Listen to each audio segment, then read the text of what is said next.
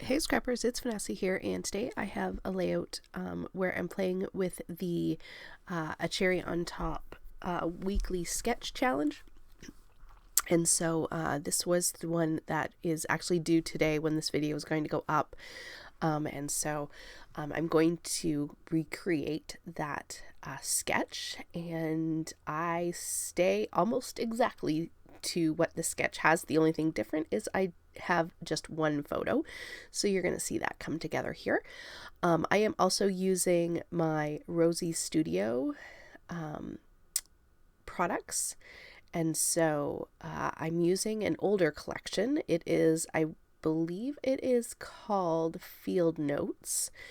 And so those are what the papers that I'm using. The only thing that of the papers that did not come from that collection, I should say, is the green cardstock.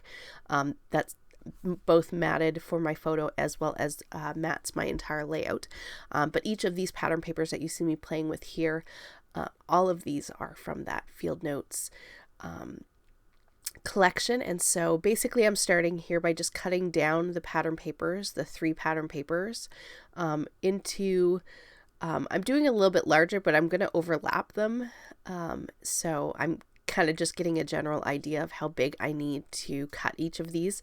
And for some reason this was taking me way longer than it should. This really was not difficult, but for some reason I was finding this extremely hard on this particular day. So I end up, laying everything out, but I do finish the cutting off camera. I will apologize. I am fighting off a cold. Maybe that had a lot to do with why everything was so difficult for this layout. Because I do have a head cold or something. I'm not sure. I've had it, I swear, for almost a week. And I just am still not feeling well. And so anyway, all that being said is you're going to see me still play around with these papers, cut them down a little bit more, and I do finish it off camera. I'm going to lay the papers out exactly like they are in the sketch, and then I do end up taking that gold washi tape, and where the seams or where the papers are joining, I am going to line that with the gold washi. So I do believe I do that off camera, but you'll see when I come back that I have gone ahead and put the washi tape down, as well as I don't think I put my photo down. I kind of forget. But you'll see my background will have been completed. So I'm going to finish playing with these papers here. And then I am going to cut to having them already put down on my background. So there you go. I saved you the torture of me doing the rest of that background. And here is where, I haven't put my photo down, but I am taking some fun foam, and I'm just going to use that on the back of my photo to prop up my photo. And at this point, we are just going to build out the rest of these elements on my page. I've pulled out several of the die cuts. I have some tickets from 49 and Market. And then I did cut letters for my title with a die from my collection, and some more of that green cardstock that I'm using for the mat and my background.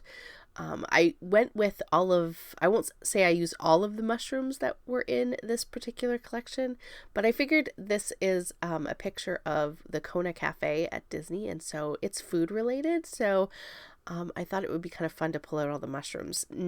We were going there to eat breakfast, so there was no mushrooms on our plate at all. But nonetheless, the mushrooms remind me of food and things like that, and eating and stuff like that. So we're gonna go with it. I'm gonna say you can totally use mushrooms on any page, but in particular, I think a restaurant works. So I'm just kind of auditioning where each of my mushrooms in this case are going to play. I do have some frames that are also from the die cut pack, and I have a little sort of ticket. Well, I have a couple of tickets. The pink one is actually from the collection. The green is from 49 and Market. And I'm going to use those in my clusters as well. I'm really just playing with placement at this point. I am going to have the cluster down on the bottom left of the photo, and there are people in the background, so I am kind of using the mushrooms and my elements there to cover those people up. So once I know where the placement of that is going to be, I do fuss around with this second cluster. I also end up I don't use this banner, but it could have worked right there. I end up not using it. And I do end up moving down my frames a little bit as well. Definitely the one that is up on the top right of the photo, that one moves down, which you'll see as we go. But at this point, this is how I think it's going to go. And then I decide no, because if I do it this way, then my title ends up looking like it's floating. And that doesn't work for me. And so here's where I'm fussing with this cluster and realizing, yeah, I'm not going to have enough room to put my title up on that gold band of washi if I go like this, and I don't like the idea of putting it on top of each other because, again, I feel like the bottom of it is floating.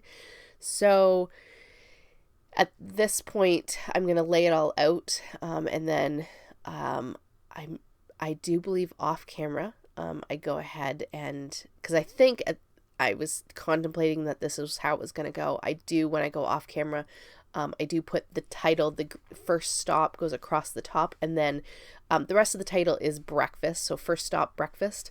And that breakfast word goes on the gold border. So there you see, I've moved that cluster down. I've moved my title.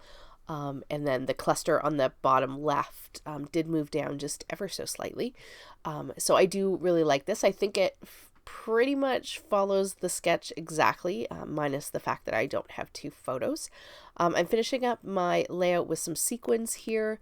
I'm doing some butterfly trails, and then just adding a couple of extra sequins, and that is going to do it for this page.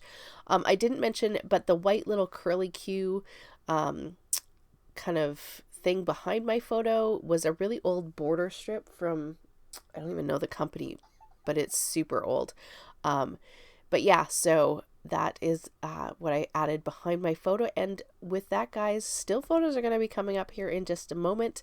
Oh, I do add one other thing. I forgot. I have the puffies, and you can't not, if you have puffies, you can't not add puffy stickers, right? I mean, it's kind of a must.